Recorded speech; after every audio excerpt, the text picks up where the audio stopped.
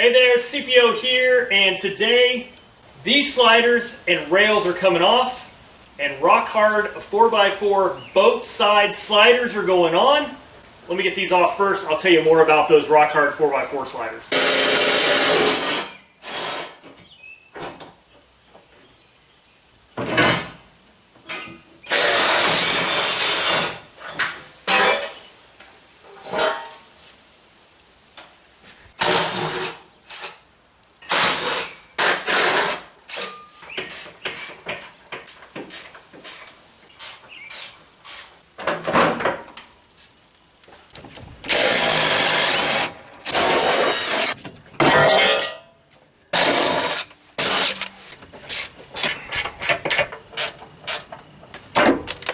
Alright, now that I have my old hardware off, let's take a look at these sliders. These things are ridiculous.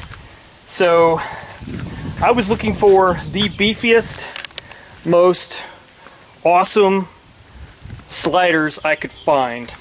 And this is what I came across, the rock hard 4x4 boat side sliders.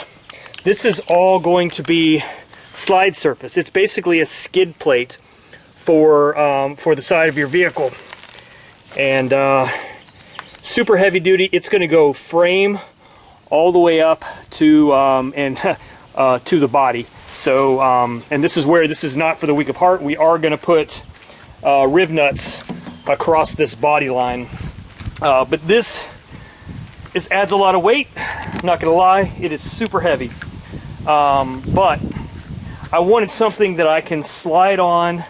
That would give protection. You can see here's my old sliders that I just pulled off. I do use them. You can look for the telltale rust marks of where I've applied slidage.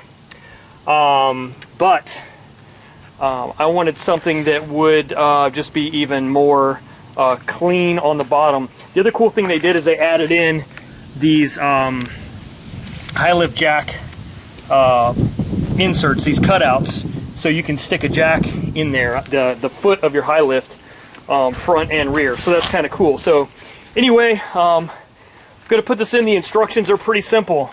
You basically bolt up, replacing the body mount bolts with some spacers. Big guys here, and they have spacers, different sizes for front and rear. A whole ton of nut certs. And then some various plastic caps and things like that. I will say a couple cool things. They do give you a nutsert tool that you can use during this process. The instructions are pretty clear on how to use this. The other cool thing is they do give you a step bit or a multi bit. So that's pretty cool. I already have one, but I like the fact that they provide this, because when you're drilling in sheet metal, this is really the way to go if you've got the clearance. So anyway, I'm going to start here on the driver's side. So I pulled out the right skid and we're going to mock it up. Well, before I get too far, as I expected, it's never easy when I try and do things. I've got this long arm TeraFlex kit, which means I'm going to have to do a little bit of cutting on the back side of this. It's got slots that go around the bracket for the body mount. So a slot on this side for that bracket, and then a slot on this side for that bracket. But that bracket is behind this new bracket, which is in the way, and then here's the hole for the body mount. So basically what I need to do is notch this out to clear for the that rear control arm bracket. It's very similar to what I had to do here on this. I had to notch that in the same way to clear that. So I was kind of expecting that to be the case, hoping that it wouldn't be, but alas, it is what it is. And I don't know if there's a way that rock hard 4x4 can even help you with that, because you know, so many different lift kit options. These brackets may differ in dimensions, so I think it's just one of those things. I'm just going to have to get used to making my own adjustments. The good news is once I get this thing up and cut out where I need it, the chances of me ever having to mess with it again are pretty slim. The dude is heavy though, man, I'll tell you that. I have it precariously balanced on that floor jack, but yeah, I should probably go put on some real shoes.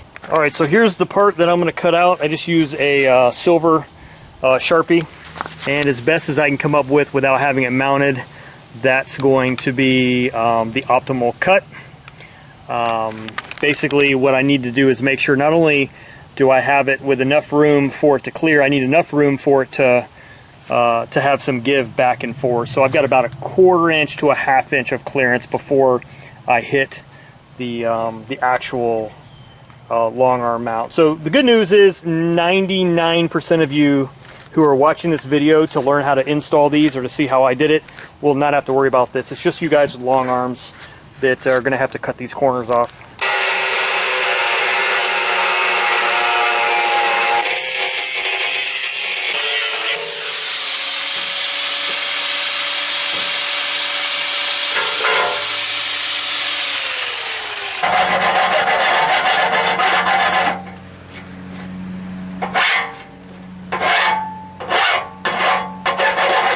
Alright, that's the new cutout, and if I measured right, that should go right in, and be a little bit tight but enough room for give. I'm going to go ahead and hit it with some rattle can paint to clean up those edges.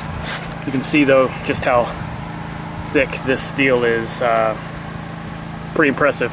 Alright, so hit that with some roll bar chassis paint a few times. Going to let that finish drying. In the meantime, taking care of a little bit of maintenance under here, I went ahead and OSFO'd the rust spots and then overpainted with some more of that roll bar and chassis paint just to clean up any of the rust, because I'm about to cover all of that up. So in particular, my long arm brackets had a lot of surface rust, so I took care of all that best I could, and then as soon as all that paint dries, we'll stab these sliders up into there.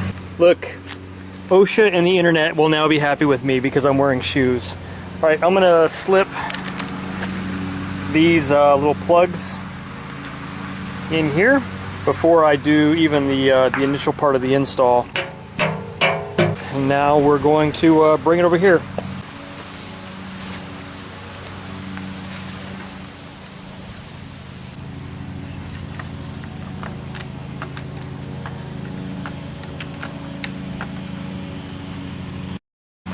All right, now you can see after I made that cut how that's going to fit in around that long arm. So I think that's going to be perfect. I've tried before to make it a really tight cut to where it barely squeezed in, but then when you have flex issues with the body, it just creates a problem. So I'd rather have a little space there. I've got it precariously propped up. I actually have a jack with a 4x4 under there to distribute sort of a little bit of the load. Zip tie isn't to do anything other than to just keep the wood centered on the jack so it doesn't just slide off. So the shortest spacer goes up front. Basically, let's fit that through with the spacer on.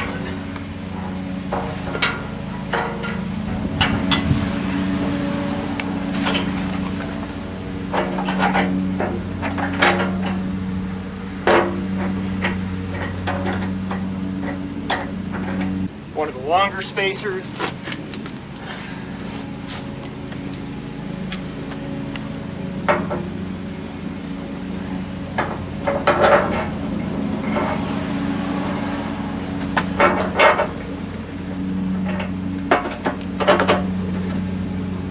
Now before final assembly, I will put thread locker on these. Another one of the longer spacers.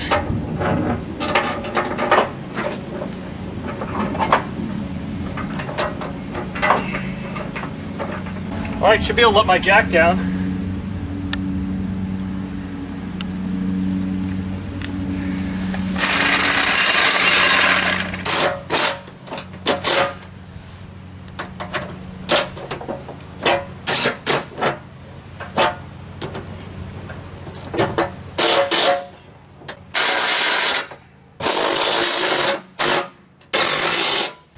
Alright, so that's with the slider. Just mock bolted up in there. Not thread locked or anything, but you can see it basically turns that entire area into a skid plate. And then I have a step here right outside. So what I'm going to be working on next is all of these holes get riv nuts and then bolts. And what I'm looking for now is to make sure that this is lined up straight across the body seam, and so far it looks like it's pretty good. And let's see how my cutout did for that long arm kit.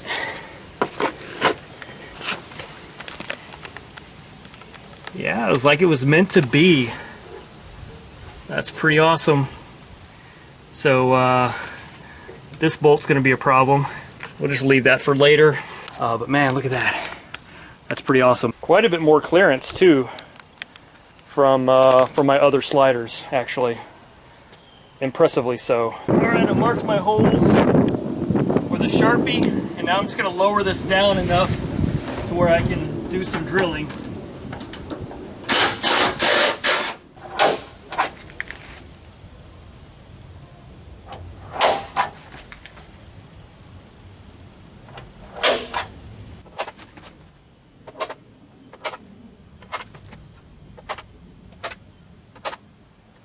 Alright, so going with the step bit that they provided.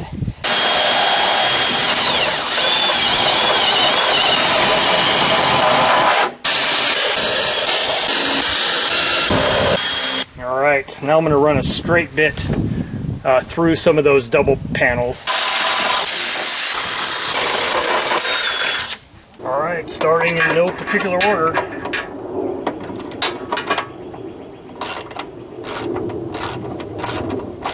So the interesting thing is, I actually borrowed a riv nut gun to make this so much easier, but it turns out these riv nuts are long enough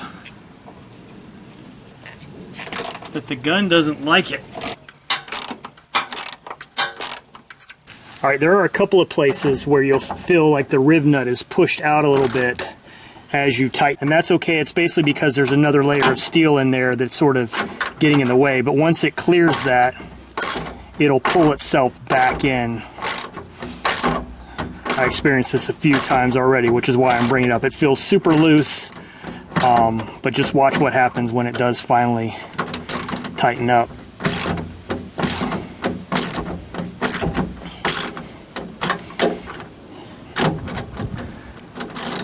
There you go, you can see it. It sucked right in there, so.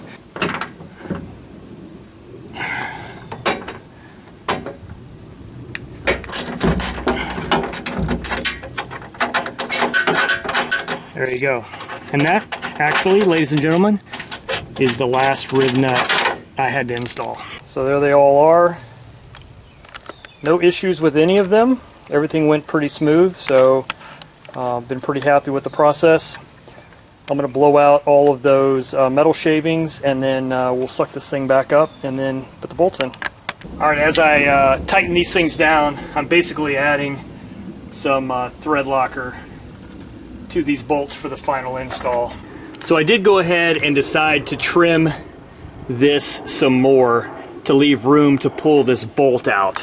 What I realized is I didn't want to have to pull off my sliders if I ever need to take that control arm off, so figured I'd just save myself the grief and cut that out now. So instead of having it cut in close, I just extended this up further until it cleared. Now there's enough room to get a socket on there and pull the bolt all the way out. So this is my final cutout for the long arms to make clearance for that bolt. This is the passenger side. So I just took out a little material there on the corner, but I think it's going to be worth it in the long run. Alright, so one thing I am doing before I put this skid back up for final install is putting some RTV silicone around these riv nuts just to sort of seal in the edges. So I also, after I smeared it all in to the edges, I put another top ring on it in hopes that when I actually mount the slider, it'll compress around there and really seal in between the slider and the body. And just for fun, I went ahead and put a bead along the top edge to kind of seal that top side from water just running down the sides of the Jeep and hanging out down there. So see if that makes a difference.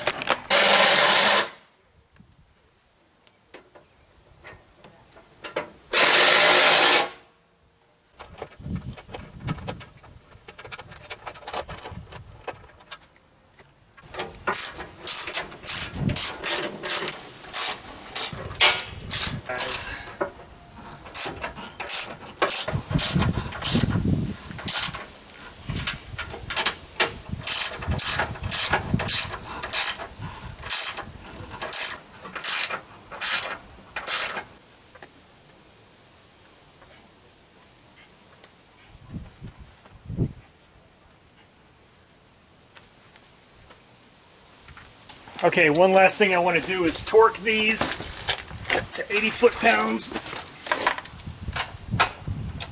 which is factory spec.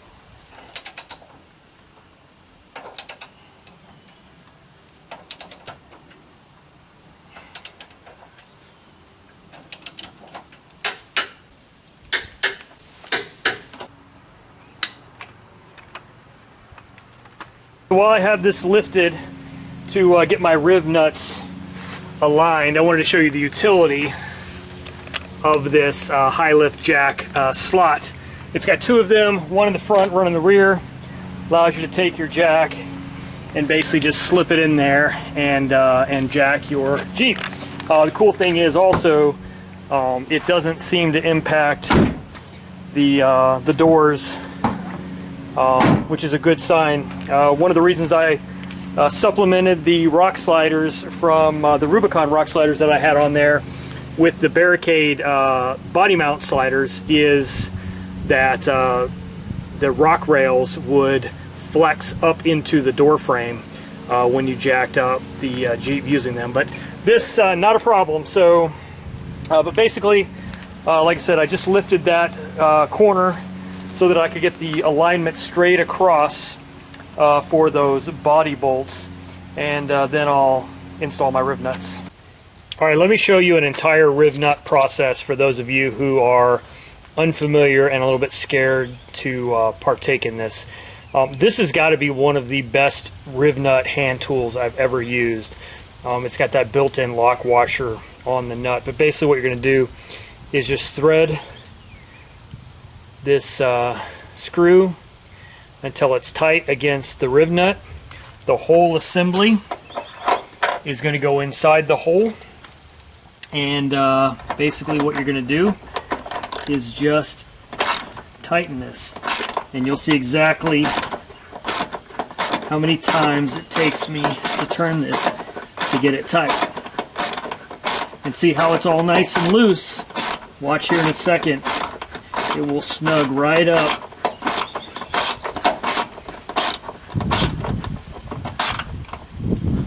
There we go. And then how tight do I tighten it? Until it feels like if I go any further, I'm going to strip the Allen head. And then basically you're just going to loosen it up just a smidge, and the whole thing should unscrew. There you go. Riv nut inserted. Alright, so I'll take you on a little tour. You've got your step surface. Again, these come in a diamond plate or a smooth. I pick smooth. I like the smooth look better. You can put some skateboard or some grip tape down there for steps if you like, for traction. But it doesn't come that way. It comes perfectly smooth. And then as you can see, transitions into basically a skid plate all the way down to the frame rails. So the point being is that there's nothing to hang up here at all. And then you've got these two small holes, the cutouts, one in the front and one in the rear back there for the high lift jack, which you just saw me use. And then from the side, you come down and it goes straight down to the frame. Very nice design, way cool. Oops, I guess I gotta put my caps in there before I say I'm actually done. Some other things I noticed is it's open on the sides. So after you go wheeling, that's probably going to be a mud collection cavity. So what you'll need to do is power wash that out. But at the same time, because it is open, it allows drainage. So there are slots cut out in this where this meets down here. I'm trying to explain this, but there's holes cut, slots, I'm presuming for water flow, so that water doesn't build up in here. It can flow down here and then out. And of course it's open on the back side as well. So anything that that collects should be able to flow out of there. So anyway, I think it's a really cool design. Sorry, high left jack. It's about the beefiest set of sliders I could find. Little bit of step, a lot of slide. So that's it, the Rock Hard 4x4 boat side sliders. Thanks for watching. I'll catch you on the next one.